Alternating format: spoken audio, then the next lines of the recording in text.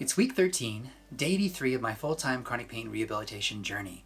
My name's Jason, and today I'm going to talk about inner management. Have you never heard of it? Neither had I, but it just might hold the key to learning how to live joyfully in almost any circumstance. First, though, a quick status update. I had my first night where I went to sleep without drug assistance in the last 10 years. That's an accomplishment. I didn't stay asleep without drug assistance, but I actually went to sleep without drug assistance. As you may know, I've been trying to wean myself off of sleep medications, and that is in full swing now. And tonight I'm going to try to sleep without any drug assistance, either starting or assisting me to stay asleep, none of that. So it could be a long night, and I may be more sleep deprived tomorrow, but I'm hoping that won't be the case. I'm back to squatting. My lower back has calmed down some, and I squatted 350 pounds today on the decline squat. That is not my all-time high, but it's in the neighborhood. So I'm getting kind of back to where I was, and with any luck, I'll feel great tomorrow and be able to continue that same trend. All right, on to today's topic, the science and art of inner management. This is a story of East meets West. From the East, we have a man named Sadhguru.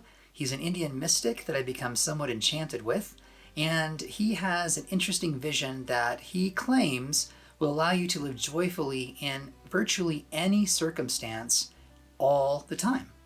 That's a pretty bold claim, but if there's any truth to it, I want to find out because I think that's something I would love to experience, whether I had chronic pain or not. He uses an analogy to kind of make his point, and it is that when we hear someone speak, we're not actually hearing the meaning of their words or the context of their words. We're literally just hearing sounds, and it's we ourselves who attach meaning and context to the sounds that are coming out of their mouth. And this is why people can miscommunicate, is because they may be saying one thing or you may be hearing something quite different. And the fact that the interpretation lies entirely on our side of the house is very powerful, and it's a key to understanding Sadhguru's philosophy, which is we have the ability as human beings to reinterpret all of the experiences we're having, meaning this is all an inner experience. The way we react to the world, the way we interpret the experiences we're having is really something we're doing. It's not something that's being imposed on us from outside the outside world, which means we have tons of power. Now, this may seem difficult and daunting to do, and I don't know how to do it yet, but I believe he's right that essentially we can assign different meanings to the experiences we're having than the ones we may have been programmed to do by our experience or just, fallen into by default. It's a very conscious effort at trying to reinterpret the human experience, your human experience. Now, he has also another idea here that I think clarifies what he's getting at, which is how many times in a day are you actually joyful? And if you think about it, a few times, and it's usually driven by something external, like something goes well at work, right? You killed that deployment that you were doing with software, or you sold a bunch of cars if you're a car salesman, or you cut your client's hair really, really well and they gave you a monster tip. And so all of a sudden you feel elated and happy inside, but not very long, right? It lasts for a little while and then it dissipates. But what if you could actually feel those joyful states repeatedly throughout the day, lots of times? Wouldn't that make you like the richest person on the planet? Now, again, I don't know if it's possible. I think it's possible. But if it's true, then you can have more joy in a single day than some people have in an entire month. I don't know if it's possible, but if it is, I want to find out.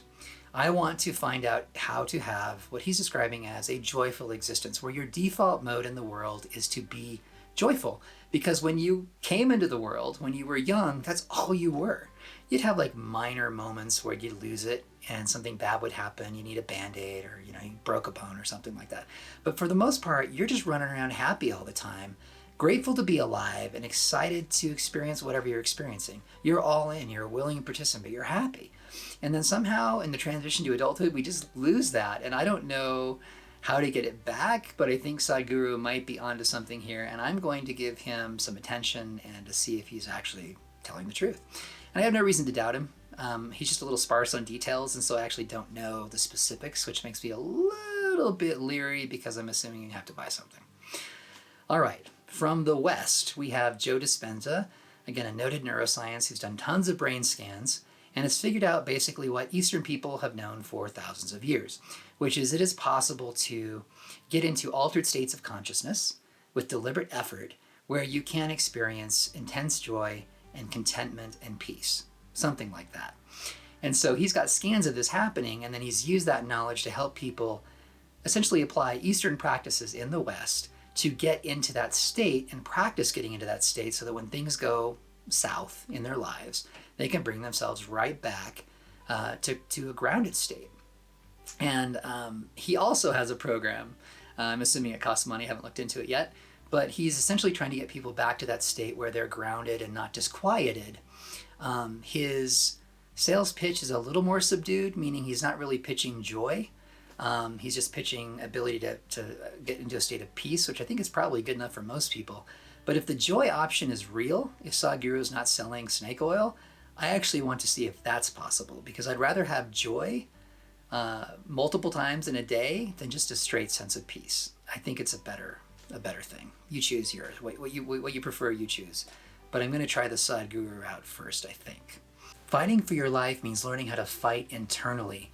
The most significant portions of your battle are going to be waged within your own mind. If you find my videos helpful, please pass them along and don't forget to subscribe. And until next time, keep fighting for your life.